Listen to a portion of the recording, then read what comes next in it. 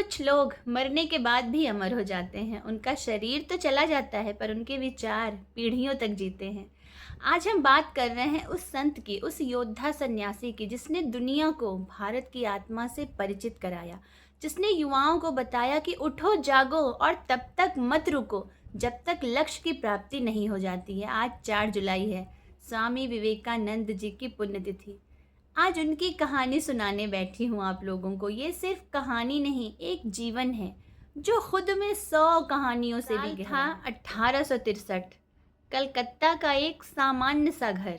एक बालक जन्म लेता है, नाम रखा गया नरेंद्र नाथ दत्त। बचपन से ही तीव्र बुद्धि, तेजस्वी और चंचल, वेद उपनिषद दर्शन, छोटी उम्र में ही ऐसा ज्ञान कि बड़े बड़े पंडित भी चकित रह जाएं। पर मन बेचैन था, सवालों से भरा हुआ था। वो हर किसी से पूछते, क्या तुमने भगवान को देखा है? अगर उन्हें लगता कि कोई थोड़ा भी ज्ञानी है तो वो उससे पूछते, क्या तुमने भगवान को देखा है? पर किसी के पास कोई उत्तर नहीं था।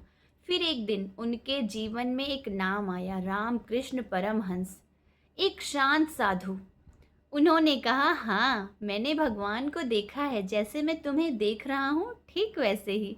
और वहीं से शुरू हो गई एक साधक की यात्रा। नरेंद्र धीरे धीरे कब स्वामी विवेकानंद बन गए पता ही नहीं चला। अब बात करते हैं 1893 की। शिकागो धर्म सम्मेलन के दुनिया के कोने कोने से आए धर्मगुरु मंच पर बैठे हुए थे। फिर मंच पर आता है एक युवा भारतीय सन्यासी, भगवा वस्त्र, तेजस्वी चेहरा, ओजस्वी वाणी। पहली ही पंक्ति इतिहास बन जाती है। Sister and brothers of America. उन्होंने जब इस तरीके से संबोधित किया, पूरी भीड़ तालियों से गूंज उठी। 2 मिनट तक लोग खड़े होकर तालियां बजाते रहे, क्योंकि उस एक संबोधन में भाईचारे, प्रेम और भारतीय आत्मा की सुगंध थी। स्वामी विवेकानंद ने भारत का मस्तक न सिर्फ ऊंचा किया, बल्कि उन्होंने पूरी दुनिया को बताया, धर्म न तो डर है और ना ही मजबूरी, बल्कि धर्म तो वो शक्ति है जो इंसान को ऊपर उठा देती है। स्वामी विवेकानंद सिर्फ सन्यासी नहीं थे, वो युवाओं के प्रेरणा स्तंभ थे और आज भी हैं। वो कहते थे, एक विचार लो और उसे अपनी जीवन शक्ति बना लो। Arise awake and stop not till the goal is reached.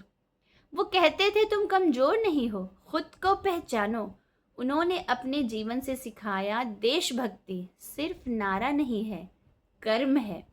उन्होंने हम सबको ये समझाया कि अध्यात्म और राष्ट्र निर्माण एक दूसरे के विरोधी नहीं हैं, बल्कि पूरक हैं।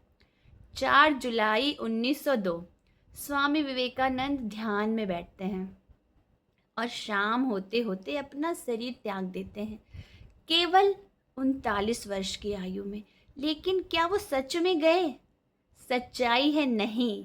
आज भी वो हर उस युवा के मन में जो खुद को साबित करना चाहता है, जिंदा है। विवेकानंद जिंदा है हर उस इंसान के विचारों में जो आत्मबल और संस्कृति से जुड़ा है। वो आज भी बोलते हैं। आज हम उनकी पुण्यतिथि पर बस इतना ही याद कर सकते हैं कि अगर खुद पर विश्वास है तो पूरी दुनिया आपके साथ खड़ी होगी। अगर आपके पास शक्ति है, सिर्फ उसे पहचानिए। हर सुबह खुद से कहिए, मैं कर सकता हूँ, मैं करूँगा। अगर विवेकानंद जैसी आत्मा 39 साल में अमरता पा सकती है तो हम क्यों नहीं अपने जीवन को सार्थक बना सकते हैं? जाहिर सी बात है, बना सकते हैं।